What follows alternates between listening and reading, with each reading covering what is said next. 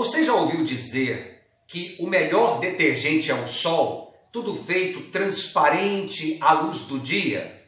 Pois é, isso não acontece hoje na Organização Mundial da Saúde, que se tornou Organização Mundial da Doença, da Mentira e da Omissão e da Subserviência. O atual diretor da OMS, o Tedros, que a rede esgoto de televisão chama ele de doutor, é filósofo, não entende nada de medicina.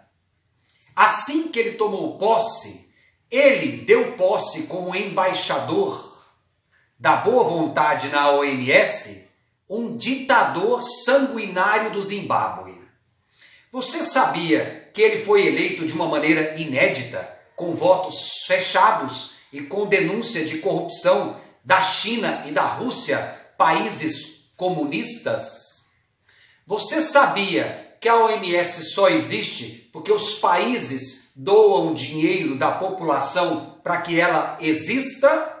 Você verá a diferença de como foi a atuação de uma diretora séria da Noruega, que era médica, quando surgiu também uma epidemia de SARS, outro coronavírus, lá no sul da China. A atuação dela foi firme, profissional, dura. Hoje, a OMS precisa de um critério só para ingressar na OMS: ser simpatizante de esquerda e do comunismo. Inclusive, aqui, o Partido dos Trabalhadores, Lula e Dilma, indicaram para trabalhar lá 42 pessoas. Veja o primeiro vídeo da Organização Mundial da Doença, da Mentira, da Omissão e da Subserviência. No começo de 2003, uma epidemia de um novo coronavírus atacou o mundo. O surto começou na província de Guangdong, no sul da China, e se espalhou para outros países. A doença recebeu o nome de Síndrome Respiratória Aguda Grave, ou, na sigla em inglês, SARS. No dia 2 de abril de 2003, a então diretora-geral da OMS, a norueguesa Gro Harlem Brundtland, tomou uma medida inédita. Pela primeira vez em seus 55 anos de história, a organização recomendou ao público que evitasse viajar para uma região específica, neste caso, para a província de Guangdong e também para Hong Kong. Até então, a OMS publicava listas de áreas com doenças para que o governo de cada país decidisse o que fazer. 4 dias depois, a doutora Brundtland criticou publicamente o governo da China por ter demorado a relatar os casos. Ela também destacou a falta de cooperação da China com outros países no começo da epidemia. Até então, a SARS já havia matado mais de 90 pessoas. A doutora Brundtland também afirmou: "Estou falando como diretora-geral da Organização Mundial da Saúde. Na próxima vez em que algo novo e estranho aparecer em qualquer lugar do mundo, deixem a gente entrar o mais rápido possível." A aspiração da doutora Brundtland não se concretizou. Em 2017, a OMS adotou novas regras para a eleição de seu diretor-geral. Até então, o ocupante do cargo era decidido pelo Conselho Executivo, formado por 34 pessoas, entre diplomatas e integrantes dos Ministérios da Saúde dos países membros. Na nova regra, a eleição passou a ser feita pelo voto secreto de todos os 194 países que formam a Assembleia Mundial da Saúde. Nesse novo procedimento, os candidatos têm mais incentivos para não desagradarem a governo nenhum. Também aumentou muito o poder dos países em desenvolvimento e, consequentemente, da patrocinadora de muitos projetos e obras e importadora de muita matéria-prima dos países mais pobres, a China. Pouco depois de tomar posse, o etíope Tedros Adhanom Ghebreyesus foi criticado por 2 decisões. Nomeou para embaixador da boa vontade o então ditador do Zimbábue, Robert Mugabe, aliado da China. E para dirigir o programa da OMS contra a tuberculose, indicou Teresa Kaseva, uma então pouco conhecida funcionária do Ministério da Saúde da Rússia.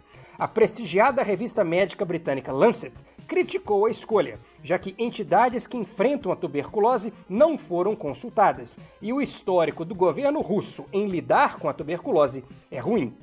Na crise do novo coronavírus, o Dr. Tedros, em vez de liderar o esforço mundial contra a epidemia, parece mais preocupado em ser liderado pela China.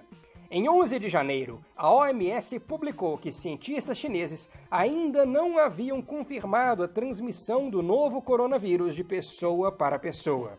Em 23 de janeiro, o Comitê de Emergências da OMS estava dividido sobre declarar ou não uma emergência de saúde pública de interesse internacional. Com o voto de Minerva, Tedros afirmou que havia uma emergência na China, mas não ainda no mundo. 23 de janeiro foi o mesmo dia em que começou o isolamento de Wuhan. 7 dias depois, o Dr. Tedros cedeu e declarou a emergência internacional, mas afirmou na época: não existem motivos para restringir as viagens. First, there is no reason for measures that unnecessarily interfere with international travel and trade. So, WHO doesn't recommend limiting transfer or trade and movement. Atitude muito diferente da doutora Brundtland, 17 anos atrás. Contrariando a OMS, o presidente Donald Trump anunciou a proibição da entrada nos Estados Unidos de não-americanos com passagem recente pela China. Essa proibição entrou em vigor em 2 de fevereiro e parece ter surtido ao menos algum efeito.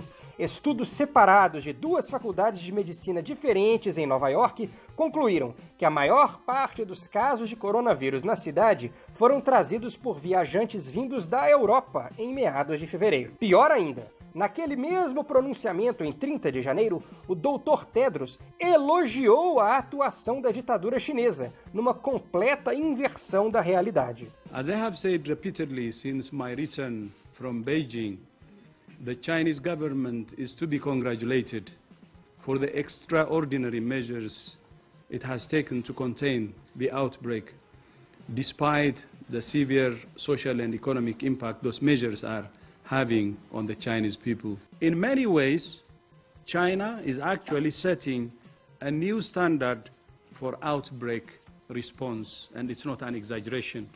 Os erros médicos da OMS não são desculpa para a incompetência de governos nacionais. A revista britânica Lancet, aquela que criticou a decisão do Dr. Tedros de nomear a russa Teresa Kaseva, publicou um artigo alertando para o potencial pandêmico do novo coronavírus e pediu vigilância cuidadosa para monitorá-lo.